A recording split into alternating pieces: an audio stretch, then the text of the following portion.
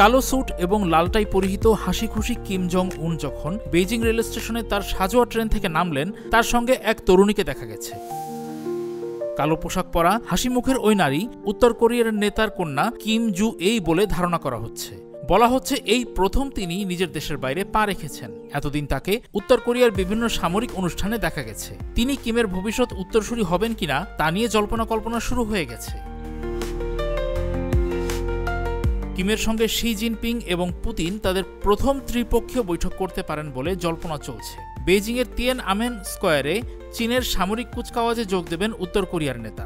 হাজার হাজার সৈন্যের পদযাত্রায় তিনি শি জিনপিং এবং পুতিনের সঙ্গে উপস্থিত থাকবেন।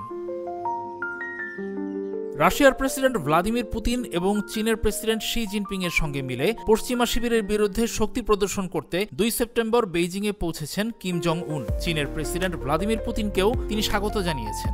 জবাবে জিনপিংকে প্রিয় বন্ধু হিসেবে অভিনন্দন জানান পুতিন। রুশ রাষ্ট্রপতি বলেন, চীন রাশিয়ার সম্পর্ক ইতিহাসের সর্বোচ্চ স্তরে পৌঁছেছে, কারণ তারা মার্কিন বৈশ্বিক আধিপত্যকে চ্যালেঞ্জ করছে। দ্বিতীয় বিশ্বযুদ্ধ শেষ হওয়ার ৮০তম বার্ষিকী উপলক্ষে আয়োজিত একটি বিশাল সামরিক কুচকাওয়াজে ইরানের রাষ্ট্রপতি মাসুদ পেজেশকিয়ানও যোগ দিচ্ছেন। উত্তর চীনের বন্দর নগরী তিয়ানজিনে SCO শীর্ষ সম্মেলনের ফাঁকে ভারতের প্রধানমন্ত্রী নরেন্দ্র মোদীর সঙ্গে পৃথকভাবে আলোচনা করেছেন শি জিনপিং এবং পুতিন। এক্সট্রিম মশার কয়েল প্ল্যান্ট ফাইবার দিয়ে তৈরি, ডেঙ্গু, চিকুনগুনিয়া বাহি সহ যে কোনো মশার বিরুদ্ধে দেয় এক্সট্রিম সুরক্ষা। চীনের সঙ্গে সম্পর্ক উন্নত করছে ভারত। মার্কিন প্রেসিডেন্ট ডোনাল্ড ট্রাম্পের জন্য এটি একটি বার্তা হিসেবে দেখা হচ্ছে।